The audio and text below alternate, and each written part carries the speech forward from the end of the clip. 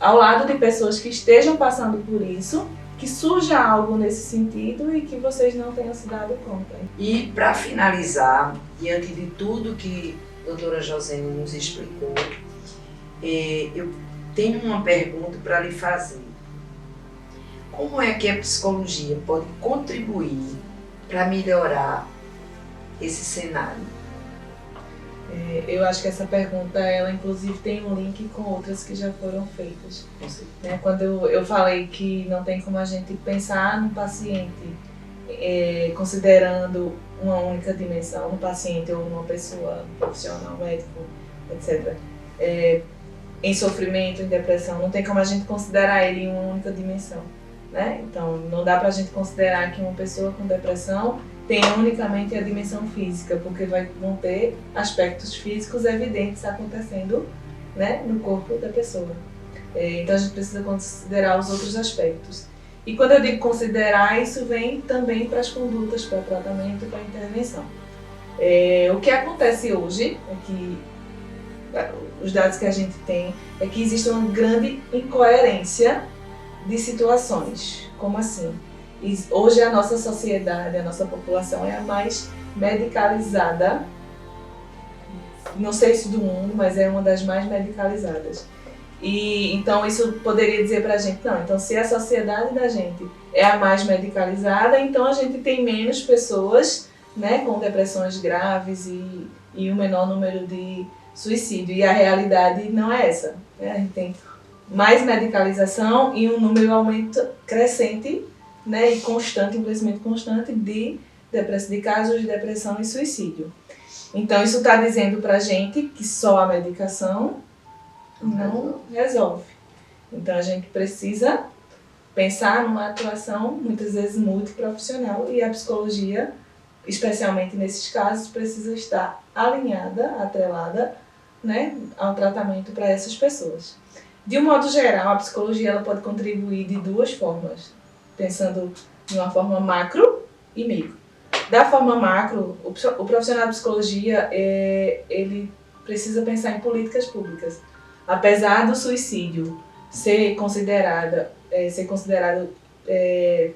demandas individuais, a gente precisa compreender isso como algo que é publicamente, culturalmente construído, né, socialmente construído, e que a gente precisa ter um olhar também para essas construções sociais. Então, é muito pouco, eu enquanto profissional de psicologia, olhar unicamente e intervir unicamente com o meu paciente ali no consultório. Eu preciso ter um olhar macro, né? E eu acho que isso diz um pouco do que eu já venho falando aqui. A gente precisa pensar em políticas públicas, né? E pensar em situações que falem do macro, né? De minimizar ou de reduzir situações que tenham causado, que tenham aumentado tanto os números de pessoas com depressão e o número de suicídio no nosso contexto.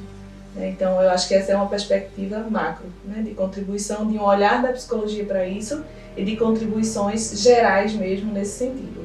E aí não tem como esmiuçar cada possibilidade aqui, porque são muitas, inclusive com os conselhos e tudo mais.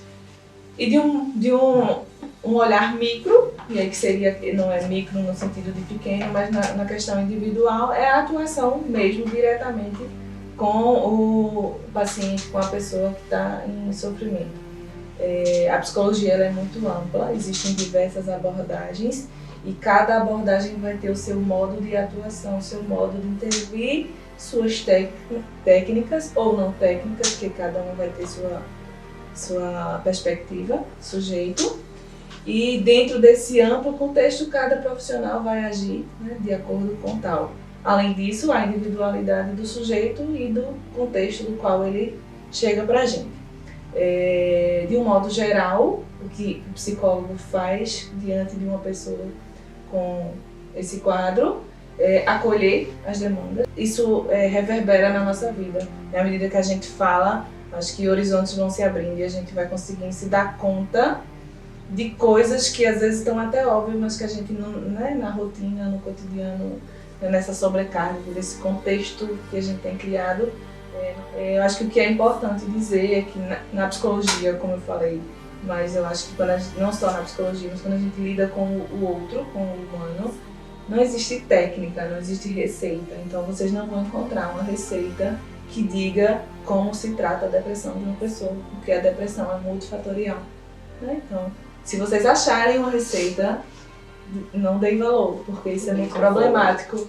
Não existe. Então a pessoa, ela tem a história dela, o contexto social dela, né? Tudo, todas as questões de vida, exatamente. E que isso precisa ser considerado. Então, para que eu tenha condições de proporcionar para ela um espaço de cuidado, eu preciso primeiro saber quem é essa pessoa e o que é possível para ela, né?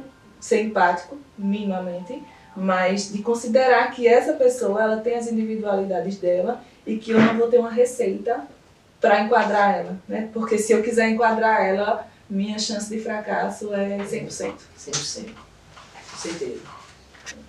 Muito bom. Ele está atento a detalhes, a coisas que possam parecer mínimas, mas da gente também ter refletido a necessidade de quebrar esse tabu, de parar de pensar que depressão é fraqueza, que o médico não pode ter um problema emocional, porque ele tem que ter o tempo todo manter essa figura de pessoa forte, e que muitas vezes a gente precisa entender que ser forte é chorar também. Às vezes a gente precisa chorar para continuar forte, né? E a gente precisa desconstruir essas ideias que a gente levou séculos construindo e fortalecendo, e a gente hoje olha para elas e percebe que elas não fazem tanto sentido assim, que a gente precisa reconstruir e passar a construir de outra forma. Então acho que a principal mensagem, além disso tudo, é da gente olhar ao nosso redor, desconectar-se também um pouco para poder ver as pessoas. Porque nós somos gente e a gente precisa gostar de gente também. Eu acho que de um modo geral. E então, acho que se tem alguém que está nos assistindo, que está passando por algo ou sendo afetado por sentimentos dos quais não está conseguindo lidar, né?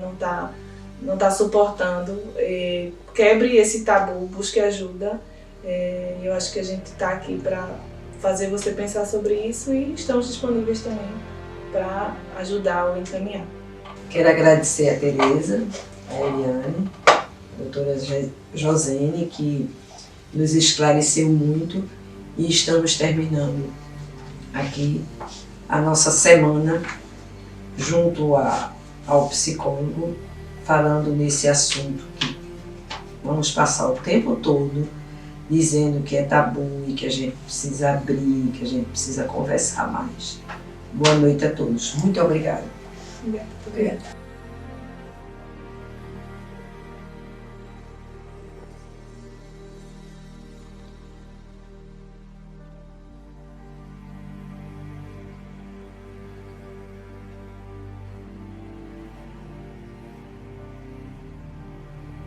Sem dúvida, a filosofia justifica o suicídio como uma injustiça aplicada contra si mesmo, um ato irracional, uma tentativa de renegar-se perante a vida, ou ainda um ato de punição e o escape de uma vida insuportável.